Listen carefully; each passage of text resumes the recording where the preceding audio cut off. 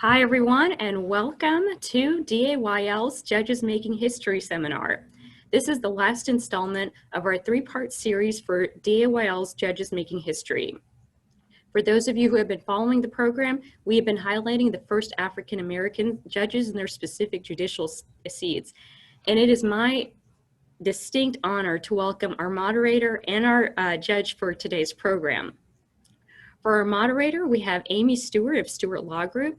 Amy leads the only minority and women-owned law firm in Dallas that focuses on areas of general civil litigation, labor and employment, contracts, products liability, arbitrations, personal injury, and insurance defense. In addition to running a top-notch business, Amy has been honored with numerous industry awards throughout her career. And I'm not going to list all of them, but including the Texas Minority Council Program Trailblazer of the Year in 2020, Best Lawyers in America, America's Top 100 Personal Injury Attorneys, National Black Lawyers Top 100, Dallas Business Journal's Minority Business Owner Award, and the list goes on. Amy, we are so honored to have you serve as the moderator for this program. Thank you for having me. And I also have the distinct pleasure of introducing retired Chief Justice Carolyn Wright of the 5th District Court of Appeals of Texas, who was appointed to the position of Chief Justice of the Dallas Court of Appeals by Governor Rick Perry on November 17, 2009. Chief Justice Wright led the largest intermediate court in Texas and one of the busiest courts in the nation, with 13 justices serving in 6 Texas counties. She was the first African-American to serve as Chief Justice on any of the 14 intermediate courts of appeals of Texas, and the first African-American woman to win a multi-county election in Texas history. She has authored thousands of legal opinions in cases involving legal issues touching every area of Texas law. Chief Justice Wright has been recognized by a long list of distinguished organizations. She is a recent inductee into the Texas Women Hall of Fame, and Governor Bush presented her with the Yellow Rose of Texas Award for significant contributions to her community. Other awards include the National Association of Women Lawyers Leadership Award and the American Bar Association Business Sections Award for contributions to women and proficiency in law. The purpose of the program was to select judges making history, and Chief Justice Wright is certainly just that. She was both the first African-American, both male and female, elected to an intermediate court of appeals in Texas, and the first to be elected as Chief Justice of any of the 14th Court of Appeals in the state of Texas. Amy, Chief Justice Wright, it is an incredible honor to have both of you on our program. We are so looking forward to having both of you present. And without any further ado, I will turn the floor over to Amy. Thank you so much. Hey, you, how you doing? How are you? It's great to see you. It's great to see you too. You're a woman. I know. Look, is there any award you have not won yet? Is there anything else that you can do? Well, I hope that there's yet life left in me. And I hope that there is something else that I can do for someone, but I'm looking for no awards. Yeah, well, you don't have to look. They find you. That's what I've learned with you.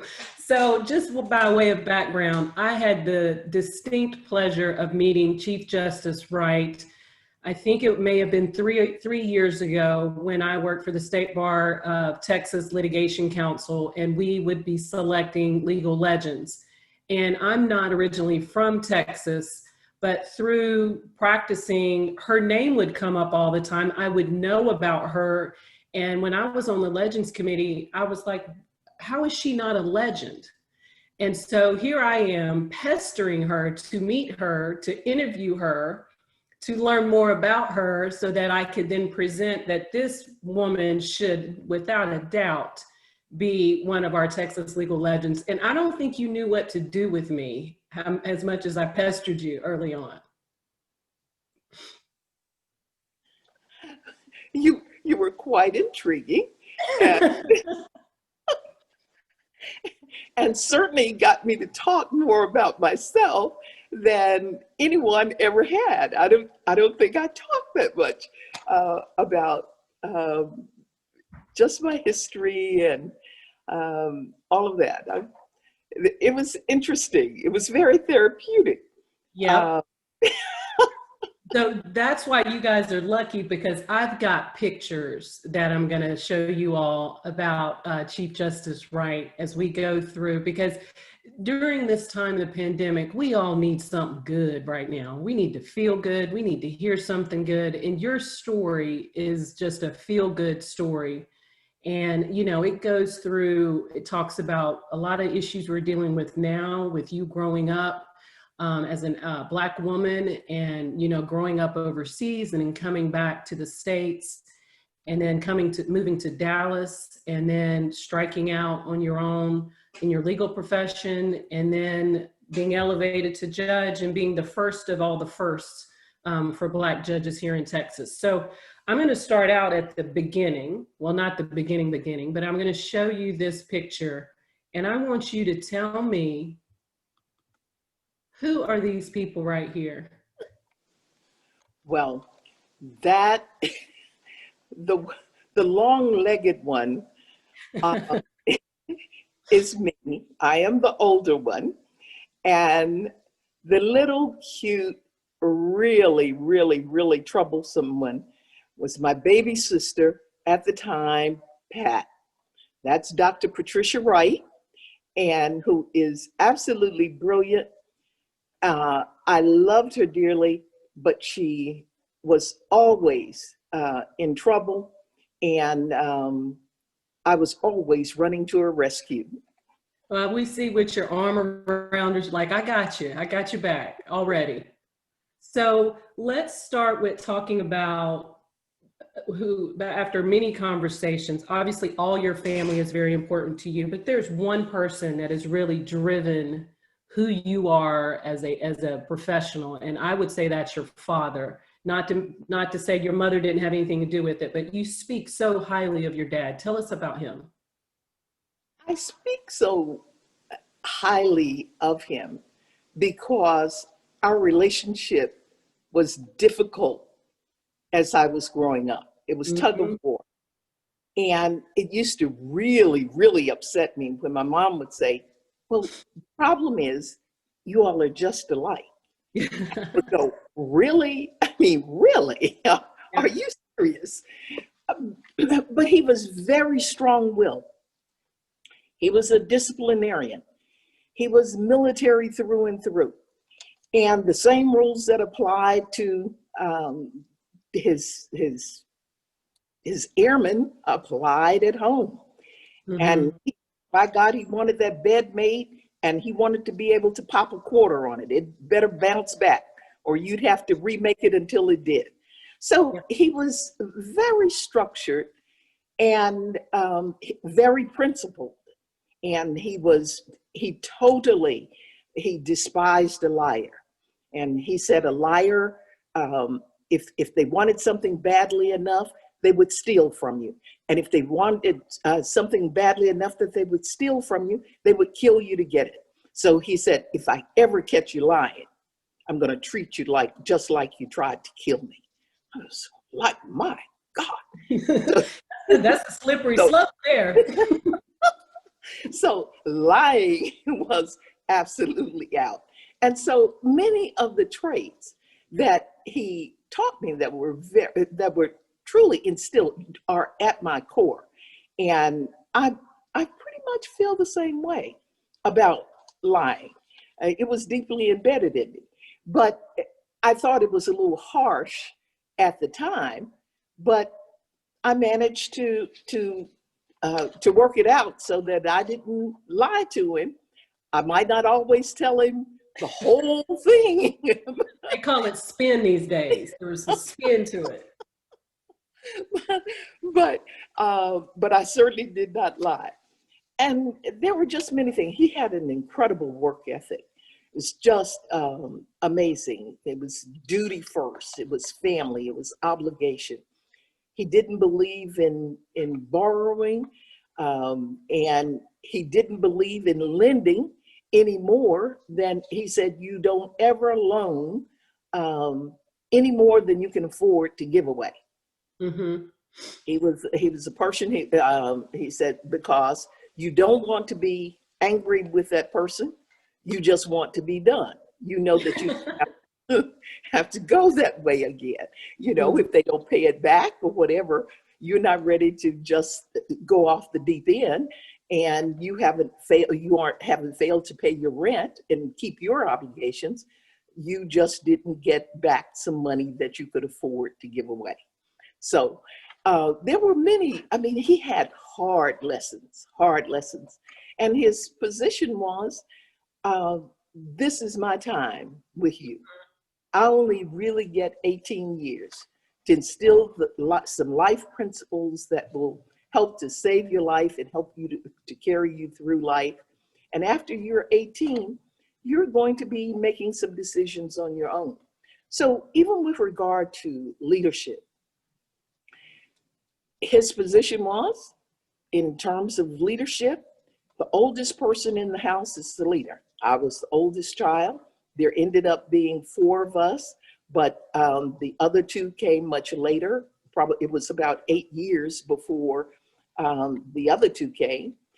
And my youngest sister Tanya and my brother Michael, that's my husband, and that's my mom at the bottom of the picture. So we were a very close-knit family, because in the military, you move around a lot, and it's each one teach one. So if I was the oldest one in the house, I had to be responsible. And if I didn't carry out his, basically his requirements, then he would deal with me. Yep. But as for the others, they had to be certain that they followed the rules that I said. If I was left in charge, they had to follow my rules. So leadership for him began very early. And it was the opposite of what most people teach, which is you have to learn to be a good follower before you can be a good leader. He said, no, you need to learn to be a good leader, because I don't want you following someone off a cliff. So his principle was, you need to learn some leadership principles. You need to know what a leader looks like. You need to know how to choose your leaders, who to follow, and then you need to know when to stop and reverse course. And those were really important principles for him. It was like, if you see yourself going in the wrong direction, you need to correct it. You know, one of the things I'm sure that the animal lovers like me would say, but the expression was, there's more than one way to skin a cat. And that's an old school lesson right there. You youngins out there, that is an old school lesson right there.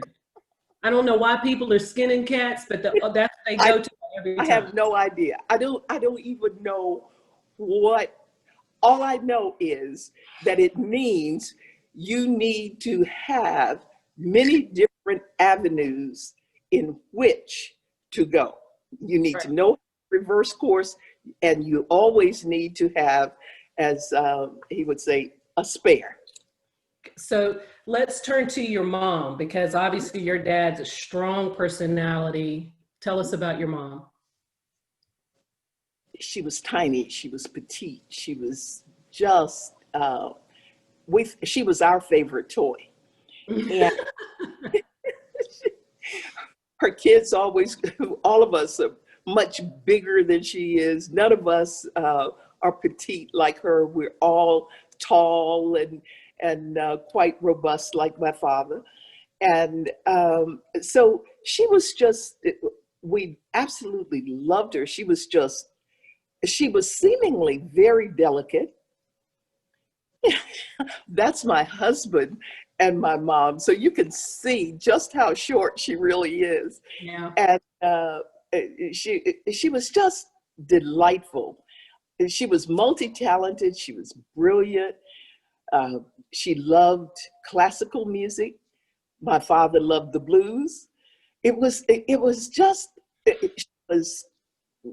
always, she could be very direct, but she taught me that, you know, that I had a steel hand. My father gave me a steel fist, and I needed to put it in a soft velvet glove that I did not need to leave it exposed all the time. So I really love her for that, because she made me much softer, much kinder. Um, it was yeah, it was a great contrast. Yeah, I think it was God. I mean, we've talked about this before. It's like God knows what we need and what we want. And your dad was so strong, but your mom was still strong, but soft in a different way. Right. It's just beautiful because it explains really who you are. Well, she had to be strong to deal with him. It was, Yeah. and what we thought was, you know, soft. She managed him very well. Mm-hmm.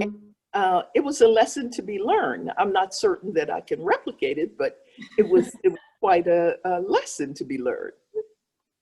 So let's talk about your dad's military service. You grew up in part of your time was in Japan. Tell us about that experience. Well, it was great. We left when I was about, I guess about 11, and came back when I was about 15, somewhere in that area. And it was a great experience because it was very diverse.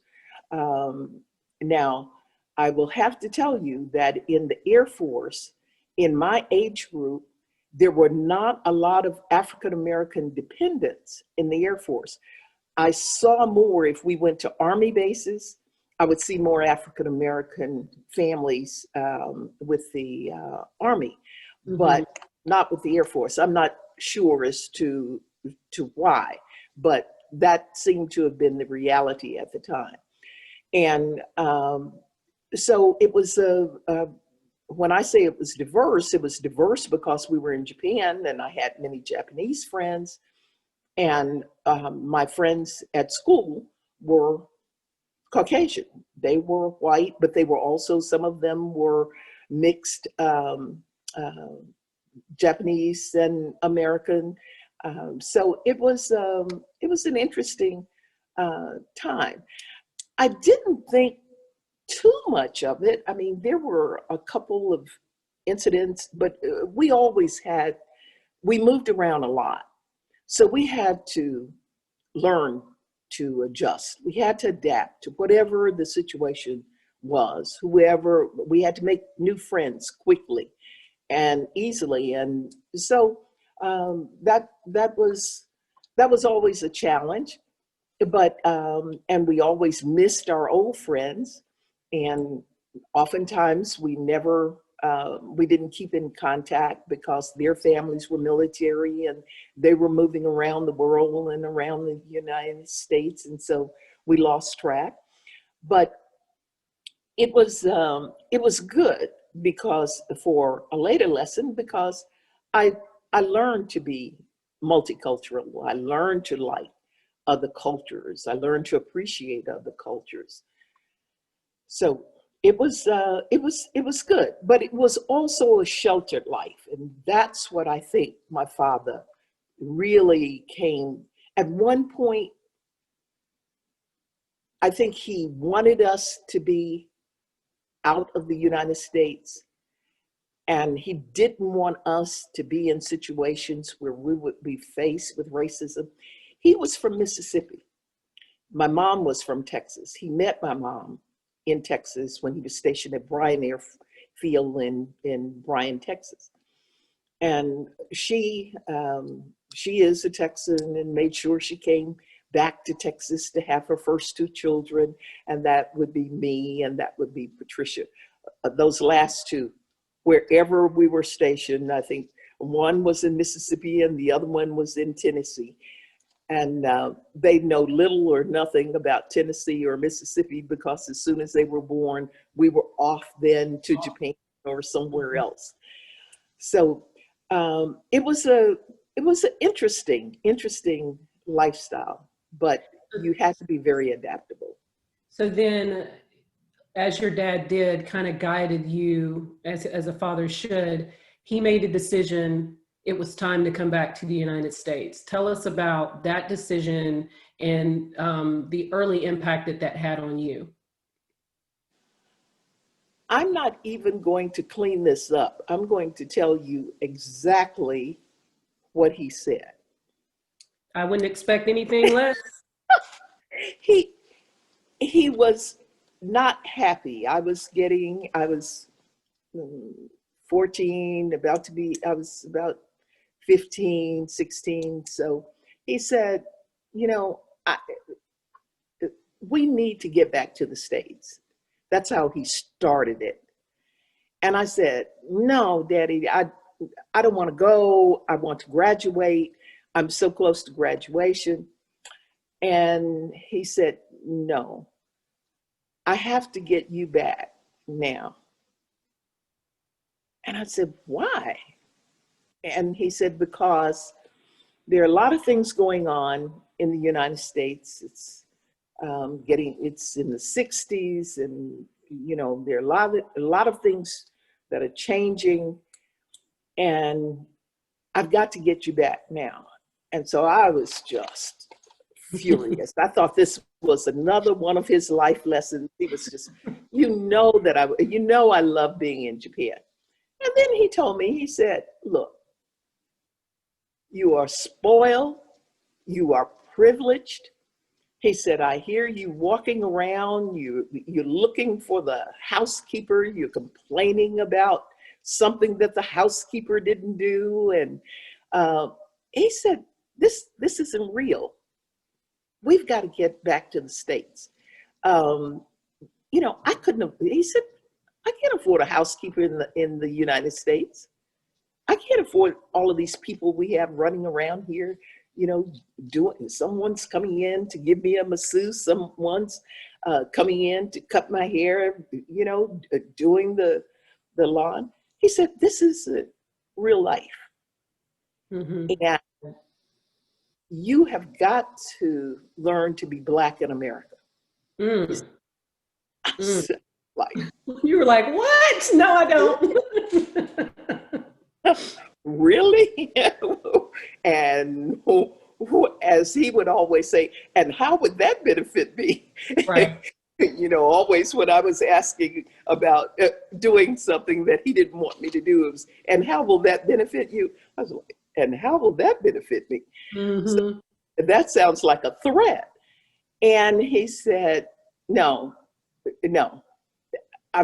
This time I'm really serious. I'm doing this for you. Then of course at some point, he was just like, no, this is absolutely the right thing to do, because you are American, you are Black American, and you're not going to stay in Japan after my duty station changes. And I was like, why not? But he said, no. If you make a decision to come back to Japan, it'll be on your own. So I came back to learn to be Black in America. So tell us about one of the lessons you told me about, a situation in a diner. Can you briefly tell us about, you quickly learned that you were Black in America. Tell us that story. Well, it's funny.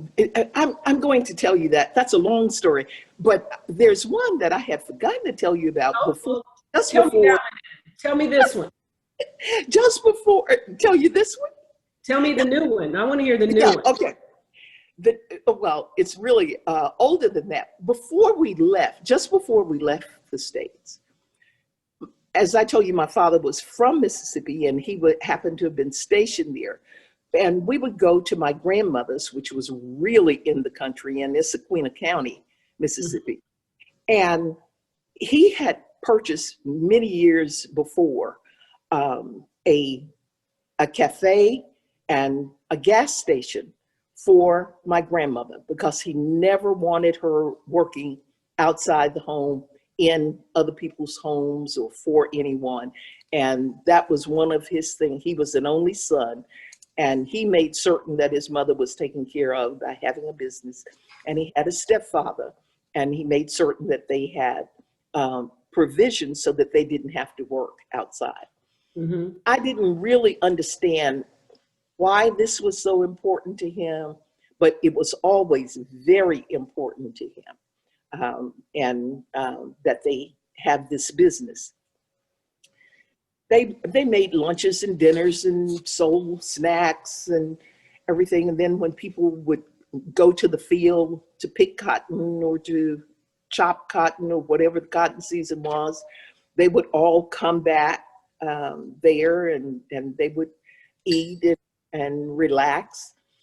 So I was down there one summer and everyone had gone to the field, and I was with my grandmother, and I said, "Oh, I think I want some ice cream." She didn't sell ice cream. She sold sodas and other things, but she didn't have an ice cream freezer. So I said, I'm going to get some ice cream. And I went across the street to a store called Red Star store. Mr. Whitaker owned Red, I knew that. And I knew that Mr. Whitaker was a mean man. Everybody had told me, but I wanted a dreamsicle, so it didn't matter to me. I had my money. I don't care. I'm going over to Mr. Whitaker's. I'm getting a dreamsicle. I walked in. Mr. Whitaker asked, what did I want? I said, I'm getting a dreamsicle. And he said, he asked me something else, and I said, yes. And Mr. Whitaker said to me, ain't your folks never taught you to say yes, sir, and no, sir, to white folk? Mm. I said, no, that's not what my daddy told me. My daddy told me that I had to say yes, sir, and no, sir, and yes, ma'am, and no, ma'am, to grown people, except when I spend my money. And he said, when you spend your money, that yes and no is sufficient when you spend your money. But otherwise, when you're talking to adults, I want you to say yes, sir, no, sir, yes, ma'am, no, ma'am. So I didn't know anything about the instruction to say yes, sir, or no, sir. And it was yes, sir, and no, sir, but not yes, sir, no, sir, the white folks. So I didn't know anything about that. So he looked at me after I told him that, and he said, who your folks? I said, my daddy is Sergeant Wright. Mm-hmm. Take this little dime here and for this my dreamsicle. Right, give me my dreamsicle. And he said, get the hell out of my store. Really? I was like, what? Oh my goodness. So I told Daddy, I said, why in the world? I said, what did you do to Mr. Whitaker? I said, he really didn't like you. So I didn't take it personally. I just thought that, you know, he really didn't like my father. Mm-hmm. So again, that was the first lesson that I had in why were you over at Mr. Whitaker's? And I said, because I wanted a dreamsicle. He said, you took my money over to Mr. Whitaker's when your grandmother has snacks there and you could have had snacks at her place. I said, Daddy, I wanted a dreamsicle and she didn't have one. He said, understand this. If your grandmother doesn't have it, if you're down there, you don't need it. Mm-hmm. Anything you need is there. Don't let me catch you going to Mr. Whitaker's. So he never did really answer me as to why Mr. Whitaker didn't like him. But, mm-hmm. you know, I thought, probably your nasty attitude. But I was nasty to Mr. Whitaker, so I didn't know what Mr. Whitaker's problem was. Right. So that was the first incident. I later learned that Mr. Whitaker was like the grand dragon or something of the clan. So I did red just stuff. Going your dreamsicles plan. I'm just going for, you know, and there were a lot of old men, you know, who sat out there and they chewed tobacco or something. I didn't, what did I know? At any rate, I left, and shortly after then, we went on to Japan, and so led my sheltered life. And then we came back. When we came back, we were stationed at Dover Air Force Base in Delaware on the East Coast. And of course, I was a real problem child then, because we got back and I discovered that they had some segregated schools.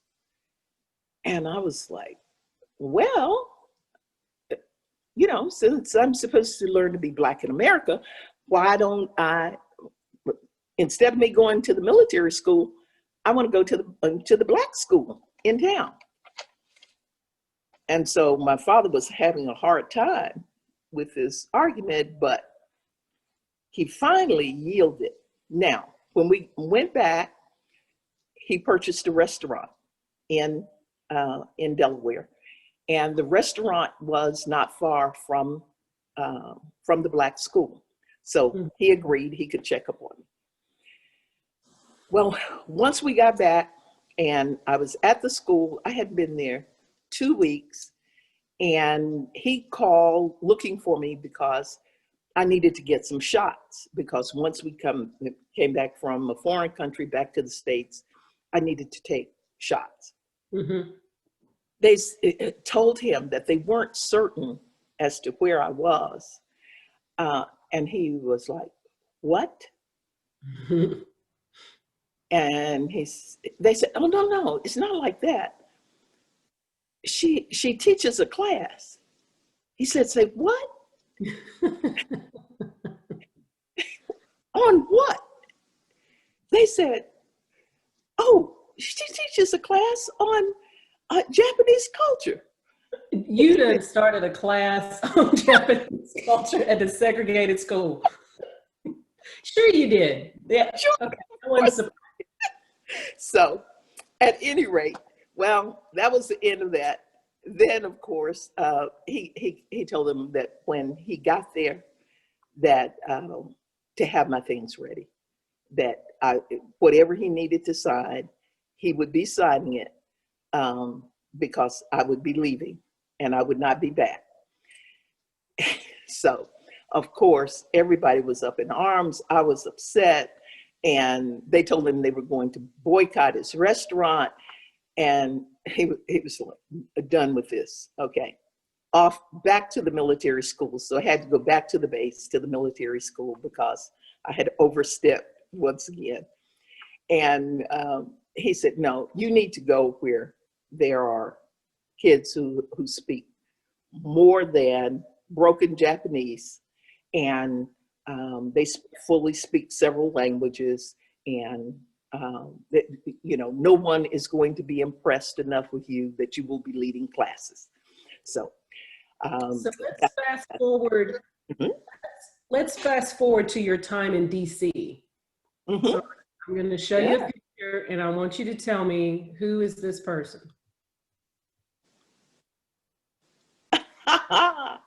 Who is this? That is me after 1968. That's after Dr. King was killed. So tell us about what was in your head at that time. Wow. It seemed to me as though at that point that Dr. King was the most reasonable voice there was in America.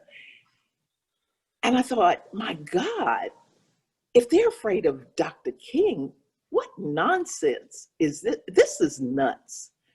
And so I was angry. I was upset. I didn't particularly, before he died, I was like, I don't really understand this whole thing of marching and these people being beaten and he's jeopardizing these people's lives. I didn't totally get it. And then it was, people were dying, and they were hosing people, and it was, oh my God. But then once Dr. King was killed, riots broke out all over the country, tanks. I mean, I hadn't seen tanks since my days with my dad at the military, on military bases. Tanks were rolling down the streets of DC, and it was like a war zone. And so it was just a time. I was working then for the first mayor of Washington, DC. He had just come on board, and yes, that is okay. The other picture is after this picture. This picture had already been taken. Mm-hmm. And I was working, and I was also in school at Howard, part-time, but I was working for the mayor's office, Mayor Walter Washington, and that's Dr. King. And that was me before he was killed. And the other picture was after he was killed. And at that point, it was like all voices of reason have just failed. It's amazing when you look at the difference. It's like you literally can visually see how different you were from the picture before to this picture, and how you were internalizing what was going on in the country at that time, maybe. That's true. That's true. I was very confused and very angry, because this was the America that my father fought for. My father was in World War II. He was in Korea. He was volunteered twice for Vietnam. I didn't feel like I was a stranger in this country. I felt like I belonged. You're talking about entitled. I felt like my father had paid my way, and I didn't know anybody anything. I didn't need to beg. You know, it was very painful for me. It was a very painful time. And so, I mean, recent events have just shaken me to the core, because I thought that all of that, I thought somehow had been resolved. I mean, we worked very hard to restore DC back to some semblance of normalcy. And it was young kids and all. I worked in the juvenile division and youth department, and worked with kids in need of supervision, design programs to prevent youth incarceration. And really, and under the tutelage of Dr. Jones, Dr. James Jones, one of my greatest mentors, taught me everything I knew about youth programming and juveniles and and families. It was an interesting time in my life. So how did you transition to going to law school? After DC had settled down, and we had worked very hard. Sometimes we worked, long hours, 20, 22 hours, go home, shower, come back. I mean, it was a time of, that's when I learned what service was really about, and really trying to help kids, because that was not what they wanted. That was not what the city needed. That was not what Black people needed in terms of, but it was an example of how anger and can just boil over after a point. And when people are mistreated, and when they are not, don't feel as though they are totally invested in a nation as rich as ours, when they feel that they've been left out, and yet they are called citizen. but not quite a full citizen. Yeah. So it was an interesting time.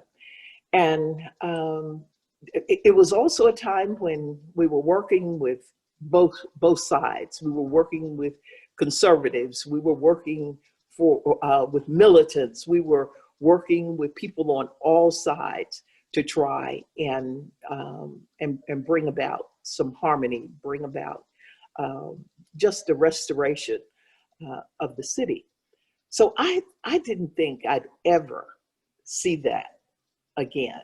I thought after that we, everybody had learned a lesson, that we would move forward. Equal opportunity, the Office of Equal Opportunity was open.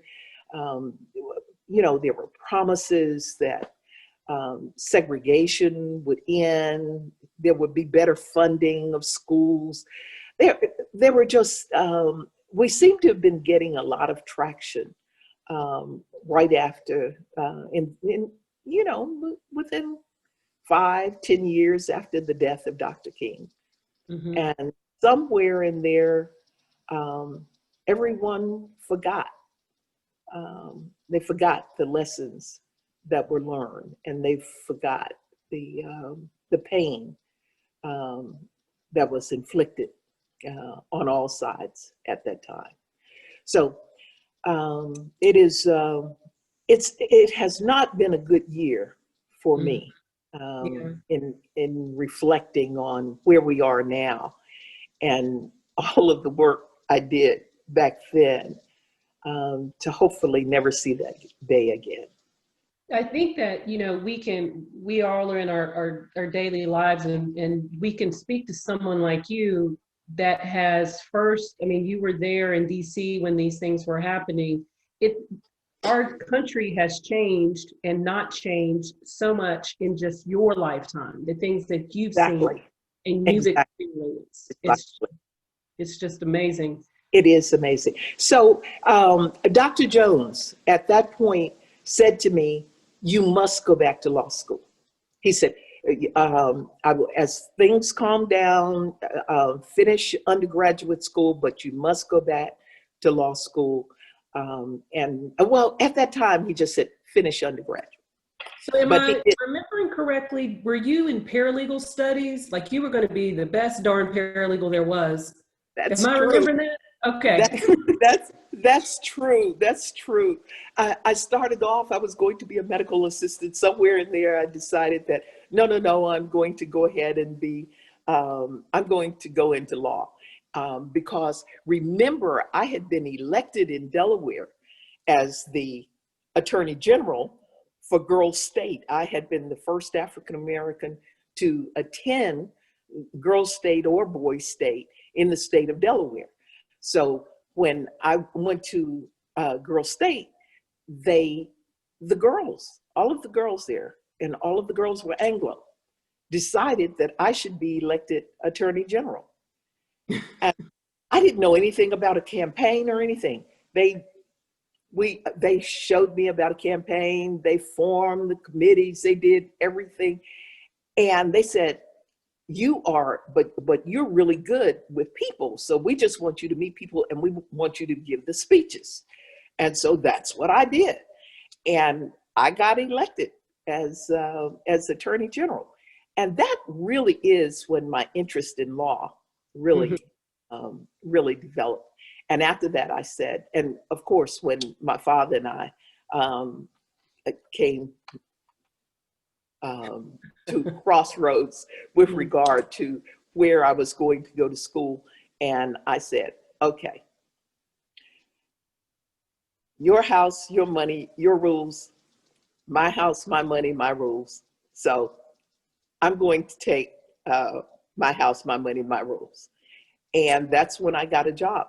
First job I went to, I had a budget. Mm-hmm. And I told them at the job, I said, this is how much money I need to make in order to survive, Make your budget. Yeah. to make my budget. And so this is what I have to get paid. And they started laughing. And they said, this is your first job out of school. And well, and I said, yeah, but I said, but if you look, I said, I'm really good at it. I said, I'm really quite good. And this is what I need. I said, otherwise, otherwise, if you don't do this, if I don't get paid the amount of money I need, I have to go back home to my dad. and I have to, I have to follow his rules. And so right now, what I'd like to do is I'd like to work. I'm going to go to school just like he wants, but I'm going to work and I'm going to go to school. They were on the floor, but they paid me. They paid you. Yeah, they paid me. And that's kind of the way that I dealt with people after that. This is, I'm a professional. This is what I do. And this is what I need in order to make it. And I'm going to do a good job, and you're going to be happy, and I'm going to be happy, and I'll be here a long time.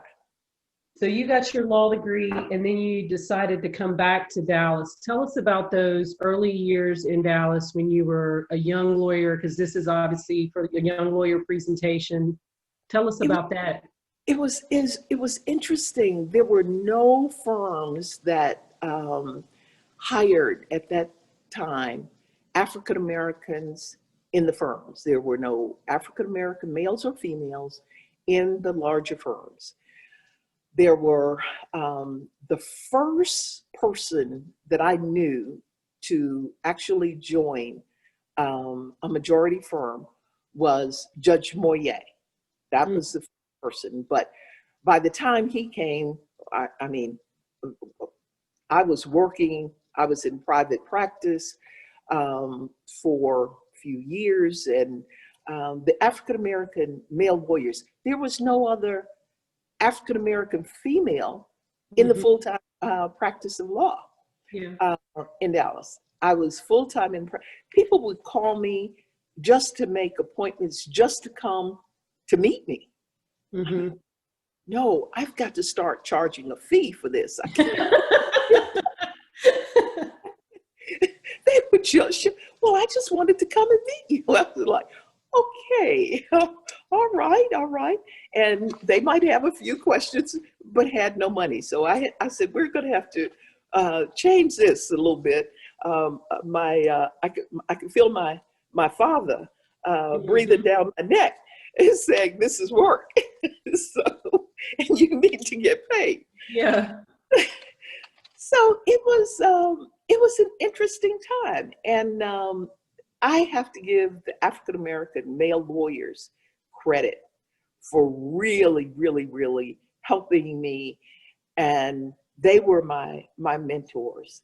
And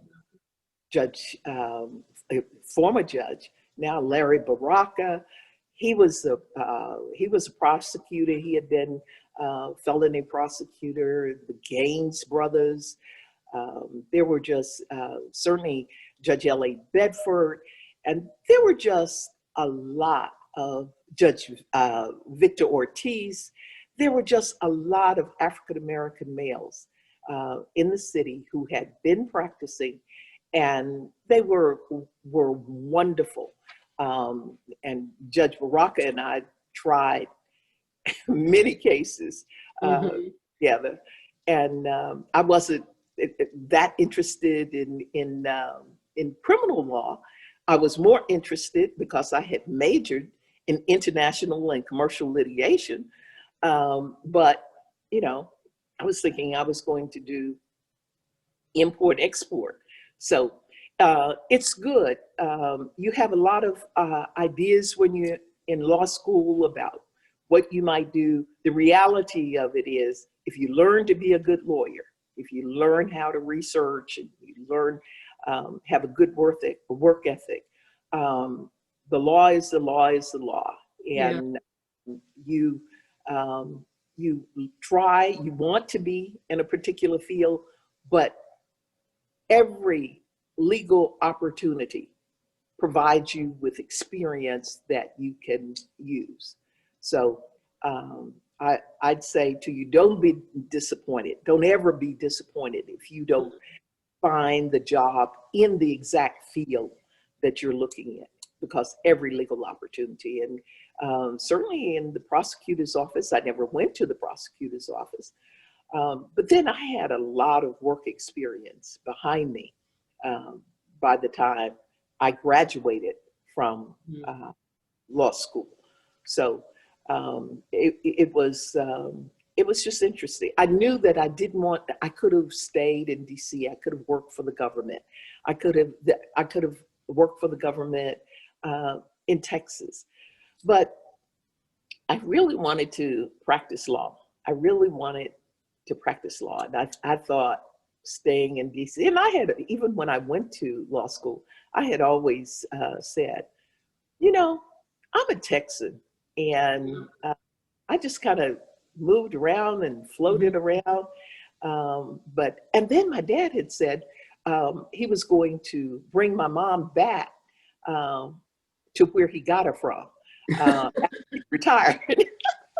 Take you back where I got you from. I'm going to take you back to it. So I really thought they were going to retire in Texas. And it turned out that my dad really would have. And by then my mom said, oh, my mom died. And, you know, I've been gone a long time, and I've made a life here. And so she just kind of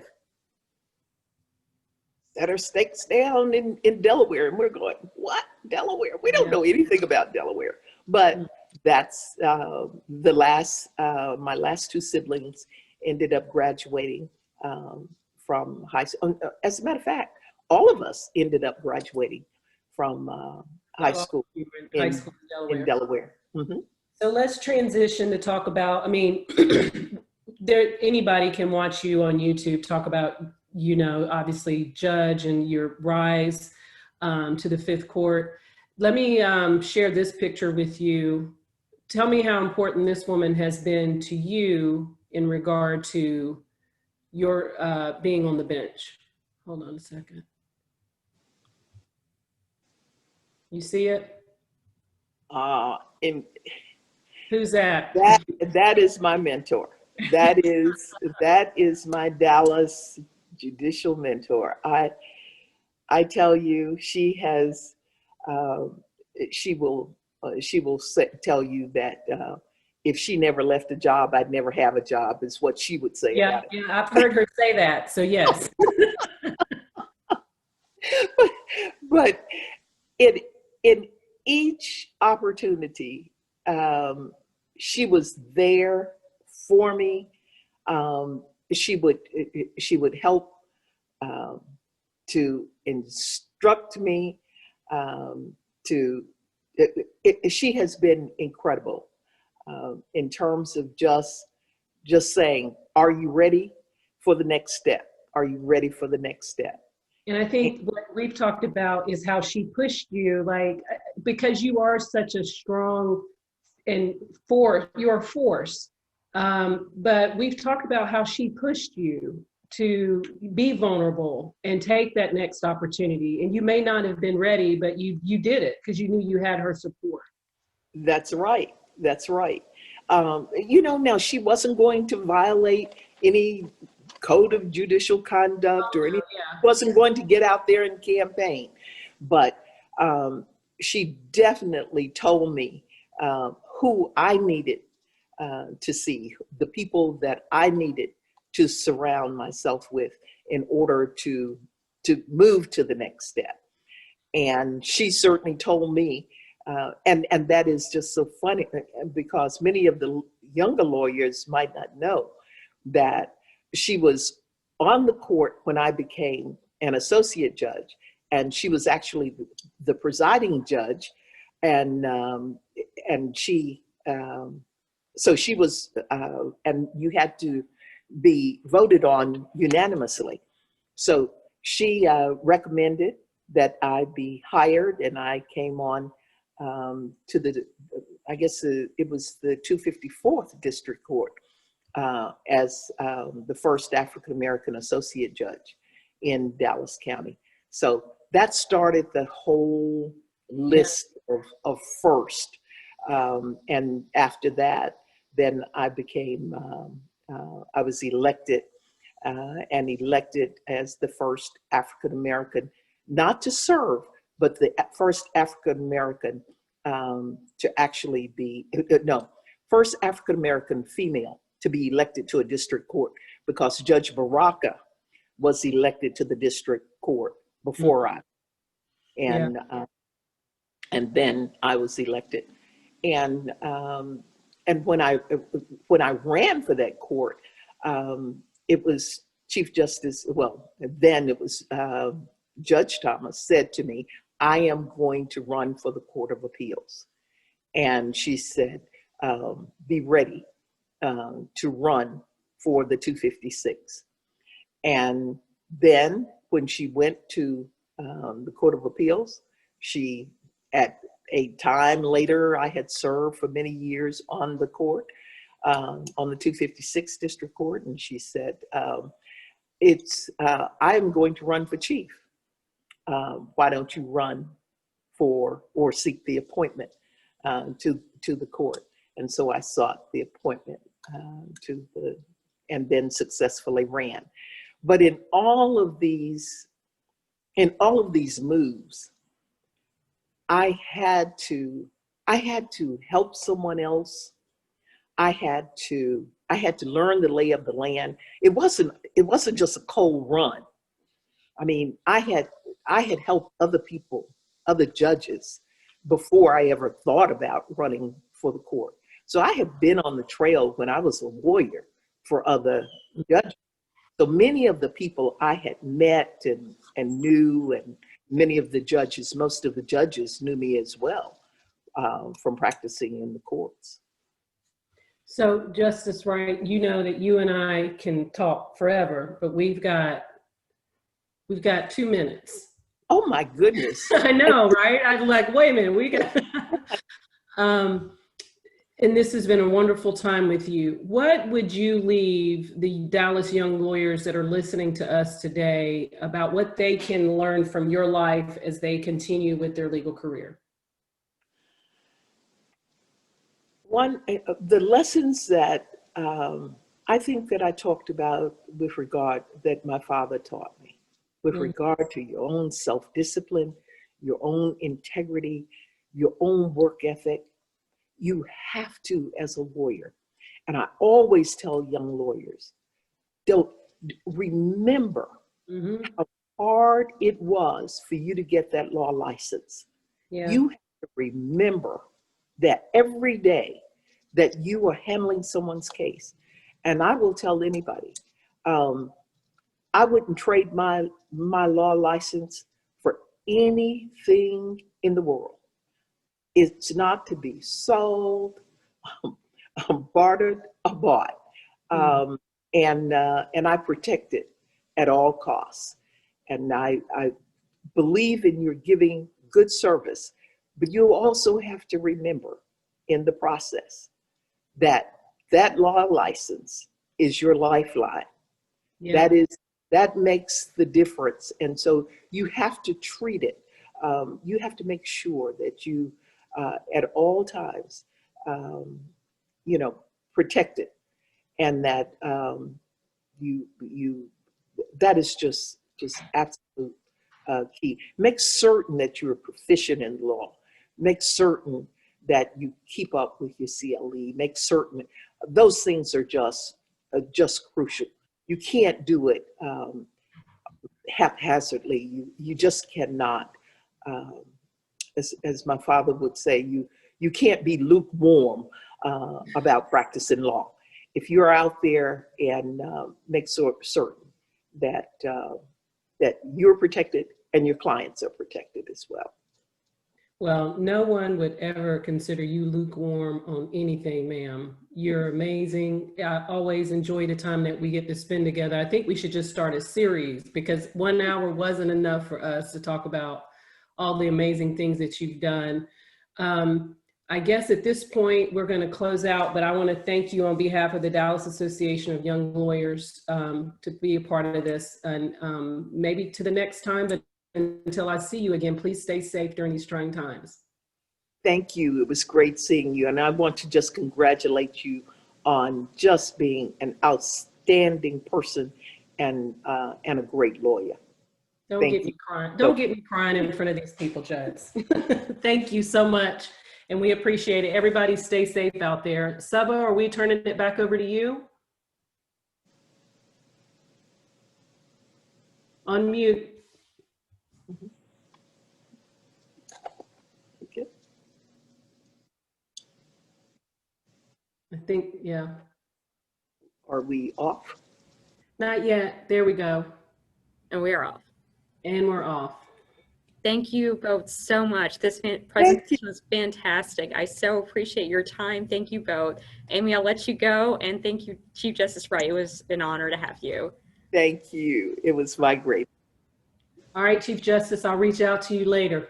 Okay. Thank you. Bye, y'all.